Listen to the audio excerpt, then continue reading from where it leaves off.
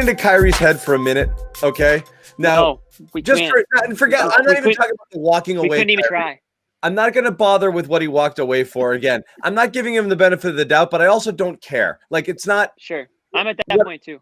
Let's just get into, if you're Kyrie, okay, just the arc of his life, okay? He plays with the most selfless player of all time, who tries to make his teammates better, and sure, maybe draws some attention to himself. But I mean, who doesn't want to play with LeBron James? Okay, you win a title, and what does Kyrie want to do? Get me the F out of here. I don't want to play with this guy. So he comes to Boston to be the man with younger kids, and he F's that up, and he's like, no, pairing with a superstar is what I want to do. It's going to be me and my boy, and we're going to be co-equals, and we're going to go somewhere else, and we're going to make it our thing. And he gets there, plays 2 games, goes on a friggin' walkabout, disappears off the face of the earth, and before he resurfaces again, they friggin' trade for Harden, and now he's the third wheel on this team. He's the third guy, which is why we knew he wanted no part of this deal, dude. But think about it. I mean, you knew he didn't want. Maybe that's less time on the court for him, which appears to be what he wants, anyways. I don't know if this guy. Oh my god. I don't know. I really don't. I mean. I don't know. I mean, you'd say let's get into Kyrie's head. I literally cannot get in his head. I mean, was that real? He was on a Zoom call during that for like an AG candidate, progressive AG candidate in New York, hosted by Cynthia Nixon from Sex and the City, who ran for mayor. Oh, all right. So that's where that reference came from. That's what it was. Cynthia Nixon hosted it. She's the one who ran against de Blasio for mayor, who was on Sex and the City, and she hosted something for some progressive political. That's modern politics. And Kyrie's just sitting there like, yeah. That was the thing. You can absolutely do that. Who cares that he did that? Playing basketball or not playing basketball? The perfect comparison. That's fine on its own. The perfect comparison was a kid who skips school, is out running around town. Or college is probably more preferred here. You're on campus. All of a sudden, you walk by, you skip this professor's class early in the day. They see you, and you're just like, oh, they got me. Somebody tweeted that Kyrie's trying to play basketball remotely. Like, just like so true though. I mean, he's like, he wants to be like signed by, he wants all his money signed by the Nets and be on the Nets, but he doesn't actually want to show up and play the game. Party's the problem. Like, So that was my next point. Yeah. Go on. So the party's the problem. The Sex and the City AG thing, like whatever. Who cares People about politically engaged. Who caars? It was during the game. Of course, that's important. Well, he was out as of like 2 days earlier. So like, it's not like I don't even know why he's out. First of all, but at least you should be locked on to the game. These are your teammates that are taking the court because you're out doing whatever, God knows what, and you're on a Zoom call. Guess what? You could probably record the Zoom call, watch your teammates, watch the game, be locked in. You want to be this know-it-all player and coach, and you're out there on Zoom calls while your teammates taking the court without you. And for why, we don't even know, so we won't get into why. But anyways, Bob, go on. I think you have a point there. I think you do. For me, if they knew 2 days earlier, and this goes back to the first game that he missed, them not knowing, that's the real problem here. Once it was announced, once it was figured out, that doesn't become as big of a problem, whether it was at 7:30 or 6:30. If it was at 6:30, would have mattered. The problem was he was in a club, no mask, doing the Dougie, and pretty much matching what James Harden absolutely got eviscerated for to begin this year. Being in the club, especially during the height of this COVID spread, now facing a quarantine, now going to miss more time, probably 3 more games with this team from a quarantine that he'll be subject to. That's inexcusable. And any player, and I've said this, that's in a club, in a bar this year, should be suspended 10 to 20 games. Serious suspension. Oh no! I mean, we're not going to have a. Bob was a lot of fun at parties.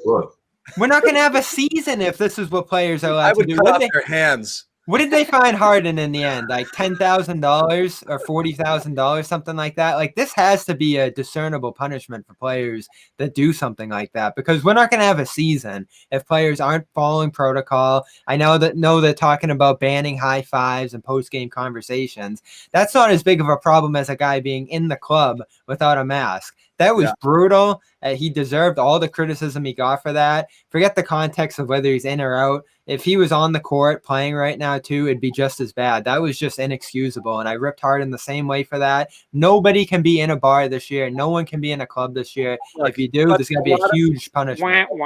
A lot of them you sound like a guy who's never been to a party. You're the guy who's worried about him being on Zoom. I'm just kidding. No, what you're saying is 100% true.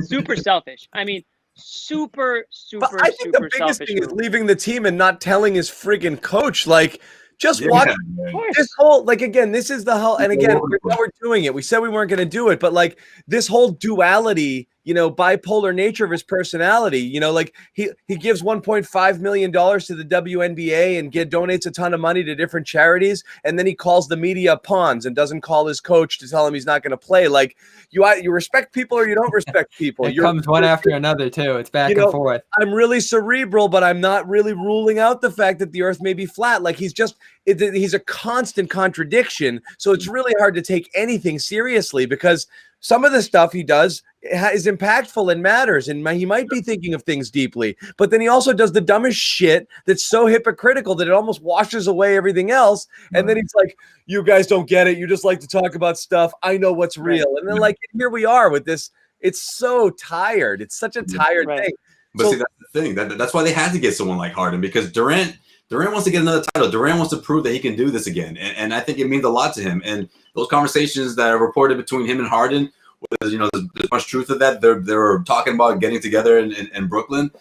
Kyrie didn't want any part of that. And then I want to know what all of these guys think right now. The recent report saying that these two aren't even, that they're a bit distant, that they're saying out of Brooklyn, that Durant and Kyrie, because Durant must be thinking to himself, like, are you with us or are you not? Like pick one, And if you're not with us, then what did we sign up for? What changed in the past, 6 weeks when they looked like they were, when Bobby and, not to point out Bobby, but everyone was saying that this team could go to the finals, no question, or win it all, give the Lakers a run for their money. They still could. I don't ultimately think this is going to be something that derails the team. I can't get inside Durant's head, but he didn't seem to care all that much when they asked him at the presser. He probably knows why he's away, and they have it figured out on their own. We know that Kyrie's more in the loop with Durant than Steve Nash. I don't know if that's because that was the preferred choice, but hey, this is using this nickname regularly. This is ultimately what they signed up for, though. I guess before the season started, I'm like, that's perfect. Yes, that's what he's been. Kyrie Irving. Kyrie Irving is on point right there. Kyrie Irving is good. That is the definitive difference between this team. I still think the Lakers are the favorite to win the title over this team if they potentially comes down to that, because they have a real coach who's actually scheming, who's actually involved and making things happen there. Like Frank Vogel didn't get enough credit for what the Lakers did last year. D'Antoni is obviously the X's and O's guy here, but Vogel seemed to have a bigger voice in the room, a bigger, leadership position among the players out there. And they built a great committed defense off of that. So the biggest question here in Brooklyn still, I don't care about Irving in the club. I don't care about the offense. The offense is going to figure it out. Is this team going to defend? That's what it comes down to, and they haven't yet. So the Lakers are completely different than the Nets. The Lakers are a team. They have structure. They have leadership. Say what you want about LeBron James, but you won't find a better leader in the NBA than LeBron James on the court or off the court, in my opinion, in the last 15 years or whatever. I mean, however many years you want to go back. Recent, it's LeBron James for me. And you talked about the coaching. They have everything it takes to win a championship. The Nets, all they have is talent. They have no structure. They have no leadership. They have no coaching because their players don't even communicate with their coaches. And that's really bad because you guys have all been on teams. Well, maybe not just Way, but you guys have all been on sports teams growing up. And really, I'm the one. You want to have a good relationship with your coach. Doc, the reason why players love Doc Rivers is because he's almost like a father figure to a lot of these guys. So I'm not saying that Steve Nash needs to be every player's father or any coach needs to be every player's father or anything like that. I'm just saying you want to have that type of relationship. You want to be close to your coaches. And it's clear that if Kyrie Irving just bolts and doesn't even have the courtesy to say, hey, coach, I can't play tonight. I'm just not feeling it or something came up. I mean, that really tells you a lot about where this team is right now.